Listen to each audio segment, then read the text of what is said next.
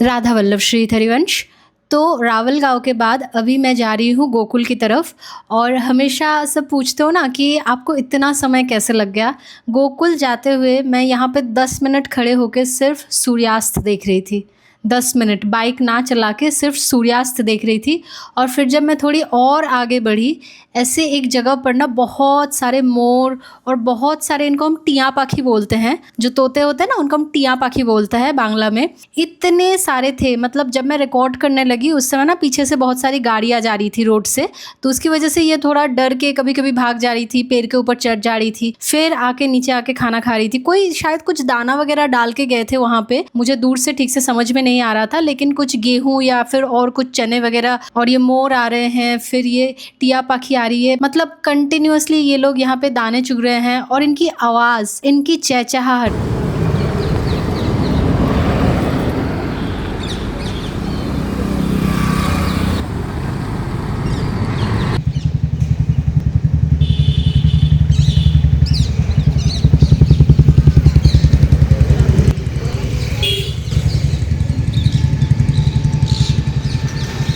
इसके बाद फाइनली हम पहुंचे गोकुल। रमन रेती के ऑपोजिट ये जो डियर पार्क है उसके सामने मैं कुछ देर के लिए खड़ी थी, तो इन लोगों को थोड़ी देर देख के, इन्हें थोड़ा प्यार करके फिर हम रमन रेती की तरफ बढ़े। मुझे एक्चुअली एक ही बात की चिंता हो रही थी कि रमन रेती में लोटपोट कहीं बंद तो नहीं हो गया, क्योंकि शाम हो रही थी। लेकिन जब श्री जी आपके साइड होती है ना तो वक्त भी रुक जाता है। तो जब मैं पहुंची मैंने देखा इतने सारे भक्त वहाँ लोटपोट कर रहे थे।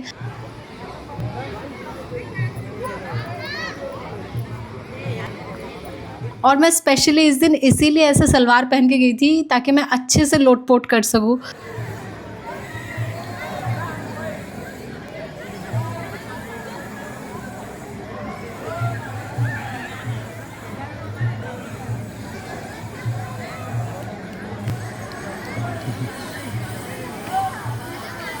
और बीच में ना मैंने ऐसे रेत वेत उड़ा के लोगों को थोड़ा परेशानी कर दिया था, तो मेरे ऊपर रेत कम गिर रही थी, आसपास के लोगों के ऊपर रेत ज़्यादा गिर रही थी। कोई बात नहीं, श्री जी की कृपा से किसी ने मुझे डांटा नहीं। और फिर मैंने थोड़ी देर के लिए गोपाल को और किशोरी जी को भी रमन रेती की रेत पर बिठाया, और मैंने भाव किया कि वो लोग भी रेत पे से खेल रहे हैं।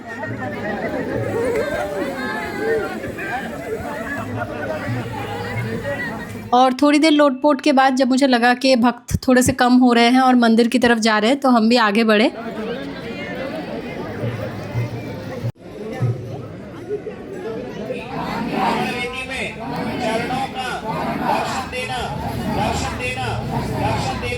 अब जो घर बनाया ना, घर के बीच में रखो, घर के बीचों बीच सेंटर में बीच में रखो, हल्का सा हिलाओ, दबाओ, राधे राधे राधे राधे, और हटाओ, चरण बन गए भैया। यहाँ से लाइन रास्ता ये निकलेगा, यहाँ देखो।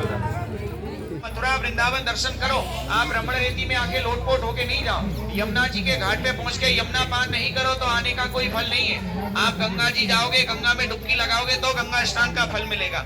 आप गंगा जी के घाट पे गए और घाट पे खड़े होके फोटो सेल्फी लेके आ गए, तो वहां जाना नहीं जाना सब बराबर है। ऐसे ही रमण रेती में आते तो यहाँ लोटपोट होना जरूरी है। यहाँ जैसे आप आए हैं ऐसे ही कन्हैया बलराम जी ग्वाल वालों के साथ गैया चराने आते, तो यहाँ कन्हैया ने आके रमण किया। रमण का मतलब क्या हुआ? खेलना, पलटी लगाना, गुलाटी लगाना।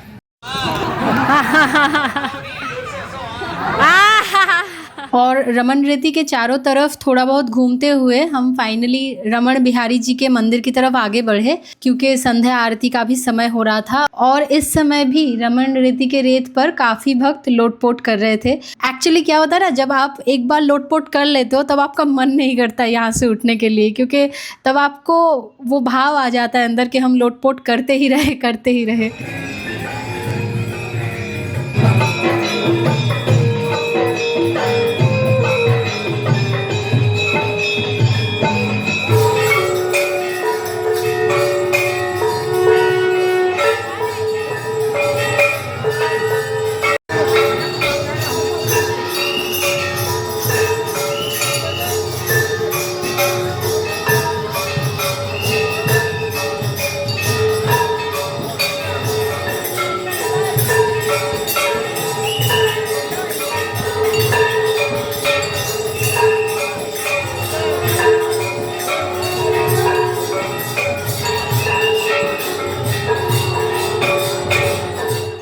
जैसे ही हम रमन बिहारी जी के मंदिर के सामने पहुँचे, हमें दिखे वो गजराज जी महाराज, जो हर रोज़ रमन बिहारी जी के आरती में बहुत देर तक ऐसे घंटा बजाते हैं, फिर चंवर डुलाते हैं, बहुत देर तक उनके दर्शन करते हैं। संध्या आरती में हमें एक्चुअली थोड़ी सी लेट हो गई थी, क्योंकि हम रमन रीति में लोटपोट कर रहे थे ना। अदरवाइज़ यहाँ पे बहुत सुंदर भक्तों का नाच होता है संगीत के साथ।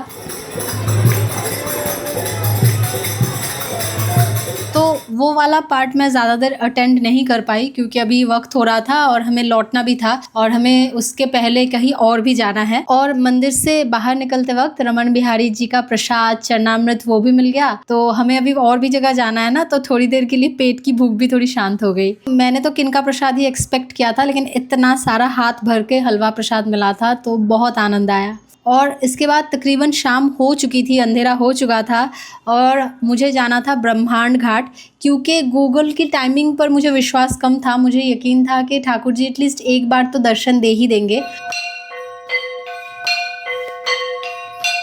और ब्रह्मांड घाट वो स्थान है जहाँ पे हमारे छोटे से बाल कृष्ण ने मिट्टी खा ली थी, और जब मैया यशोदा ने उनको पकड़ लिया था और उनको बोला था कि कन्हैया अपना मुंह दिखा, और उन्होंने अपना मुंह खोल के यशोदा मैया को पूरे ब्रह्मांड के दर्शन करवा दिए थे। और सबसे अनोखी बात ये है कि यहाँ पे ठाकुर जी को कोई अलग से मिठाई या फिर दूसरे फल आदि का प्रसाद आप चढ़ा सकते हो, उसमें कोई असुविधा नहीं है। लेकिन सबसे मेन प्रसाद जो यहाँ पे चढ़ता है वो है मिट्टी के लड्डू, क्योंकि कन्हैया ने भी यहाँ मिट्टी खाई थी। तो यहाँ पे ब्रह्मांड घाट पे आज तक कन्हैया जी को मिट्टी के लड्डू चढ़ते हैं। और इस समय पूरा अंधेरा हो चुका था, इसीलिए मैं थोड़ी देर के लिए ब्रह्मांड घाट की सीढ़ियों पे खड़ी थी और यमुना जी के ऊपर से ऐसे जो लाइट दिख रहा है ना, वो छोटे छोटे दीप जा रहे हैं। इस समय यमुना जी बहुत शांत थी, तो बस वहाँ पे कुछ देर रुकने के बाद हम लोग अभी वापस जाएंगे वृंदावन की तरफ।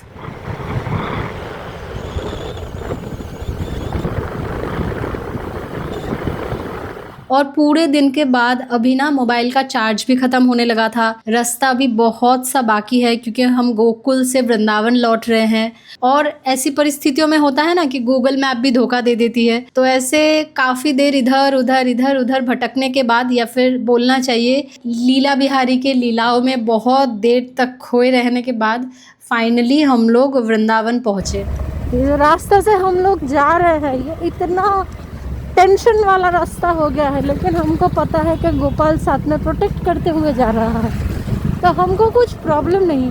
राधा राधा राधा राधा श्री राधा श्री राधा। और ये अभी अगले सुबह की वीडियो है। इस दिन मेरा वृंदावन धाम के इस बार की यात्रा में आखिरी दिन था। मेरी शाम की ट्रेन थी, तो सुबह सुबह मैं राधा वल्लभ लाल जी के मंगला आरती में जा रही थी। और इसी दिन एक्चुअली वो राधा नाम की माला जो श्री जी की कृपा से मैंने कोलकाता में बैठ के बनाया था, वही मैं आज उनको अर्पण करने जा रही थी।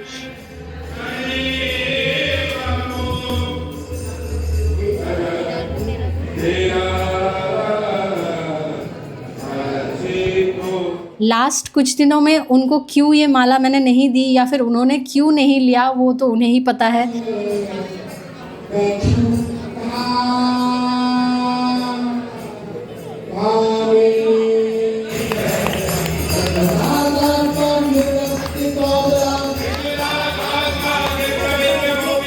लेकिन हाँ, गुरुदेव भगवान को पहले माला देके फिर राधा वल्लभ जी को देना है, शायद यही उनकी इच्छा थी, क्योंकि मेरे मन में ऐसा कोई विचार नहीं था। ये बस उनकी कृपा से ही, उनकी इच्छा से ही हुआ।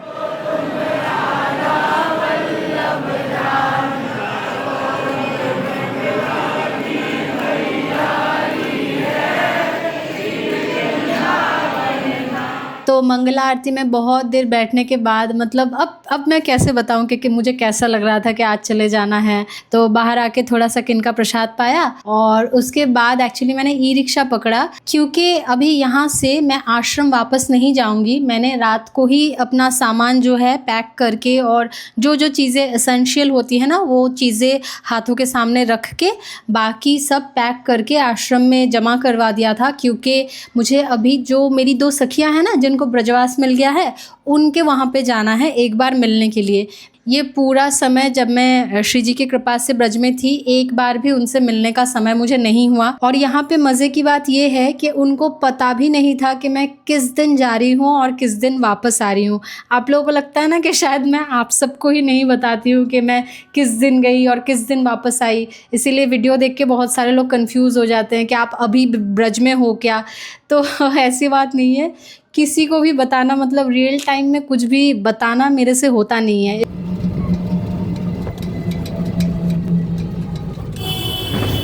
और जब मैं चौराहे तक पहुंची ना, इन प्रभु जी को देख के मुझे इतना अच्छा लगा कि गोद में बच्चा लेके और पत्नी के साथ वो जा रहे हैं, लेकिन हाथ में माला है। यही भक्ति होती है। भक्ति मतलब ये नहीं है कि आप सब कुछ छोड़ छाड़ के बाबा जी बन जाओ। बाबा जी जो लोग बन जाते हैं उनके ऊपर तो विशेष विशेष कृपा है, लेकिन हम सबके ऊपर कृपा है। संसार में रहकर भी भक्ति हो सकती है, तो यही इनसे हम सबको सीखना है। खाई था, हाँ दूध ही खाई। ठाकुर तो खाबे रे बाबा। और इस समय शीतकालीन समय था ना, तो काफ़ी ठंड थी, तो मैंने इस्कॉन के सामने आके पहले तो दूध पिया, क्योंकि अभी मैं जो ब्रजवासी सखियों के घर जाने वाली हूँ थोड़ा दूर है और मुझे चलकर ही जाना है, क्योंकि एग्जैक्ट एड्रेस भी मुझे नहीं पता। तो फिर इधर उधर गलियों में भटकते हुए मुझे जाना है। तो श्री जी की कृपा से मेरी ब्रजवासी सखियों के कुटिया में आते ही उनको हमारे आश्रम के पीली सखियों से जो माधुकरी का लड्डू ये प्राप्त हुआ है, वो उन्होंने मुझे दिया। तो मतलब यही मैं बताना चाहती हूँ, मैंने ना मांगा ना मुझे पता था, तो ये माधुकरी मुझे बिना मांगे ही यहाँ पे प्राप्त हो गई। और अगर आपने नोटिस नहीं किया होगा तो वहाँ पे गोपाल और किशोरी जी इनके ठाकुर जी के साथ यहीं पे बैठ गए हैं और इन लोगों का अपना ही बातचीत चल रहा है और हम यहाँ पे अपना बातचीत कर रहे हैं। और मेरी जो सखी है उसे बहुत कुछ बकार चकर उसका बर्दाश्त करने के बाद उसकी फीस स्वरूप मुझे ये 56 कद्दू मिला, जिसकी मैंने बाद में रेसिपी वीडियो भी बनाई थी कोलकाता आके। 56 कद्दू फ्रॉम वृंदावन। এটাকে 56 কদ্দু বলে, মানে সাদা রঙের কুমড়ো। কি ব্যাপার মাম্মা, তো মুখটা এরম হয়ে গেছে কেন? লুচি খাবে? লুচি খাবে? और इस दिन इन्होंने राजभोग प्रसादी में सादा आलू तरकारी, मतलब बिना हल्दी के थोड़ी नमकीन और मीठी वाली आलू की सब्जी, उसके साथ लूची, मतलब जो पूरियाँ बोलते हैं ना, बहुत सारे लोग गलती से लुच्ची पूड़ी कुच्ची पूड़ी कुछ नहीं होता, इट्स प्लेन लूची। इतना अपने ज़बान को तकलीफ मत दो, इट्स प्लेन लूची। तो वो हमने पाया और मेरी ब्रजवासी सखियों को शायद पता नहीं था कि मैं बस 2 से 3 पूड़ियाँ ही खा पाती हूँ, बहुत मुश्किल से, वो भी। और इन्होंने इतना सारा बनाया हुआ था कि मैं सोच रही थी कि ठीक है अतिथि देवो भवा, लेकिन इतना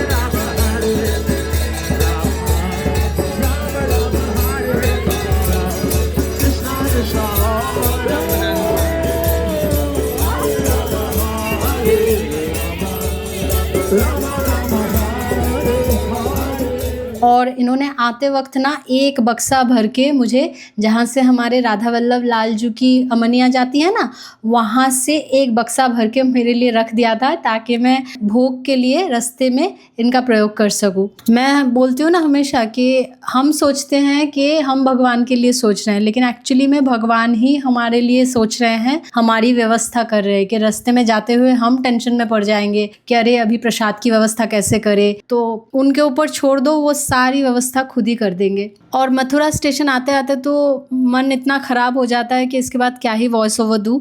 और ये जो मेट्रो स्टेशन है, आपको देख के लग सकता है कि जो लोग कोलकाता से हैं उनको लग सकता है कि शायद ये कोलकाता मेट्रो है, लेकिन नहीं, ये दिल्ली का मेट्रो है। और मुझे कुछ देर के लिए दिल्ली में मेरा कुछ पर्सनल काम भी था, और उस समय मैं एक्चुअली इस्कॉन गई थी और उसी समय इस्कॉन में आरती हो रही थी। तो जो लोग भी दिल्ली से हो, आप लोग बताना कि ये दिल्ली में कौन से सेक्टर का इस्कॉन है, ठीक है। राधा वल्लभ श्री हरिवंश।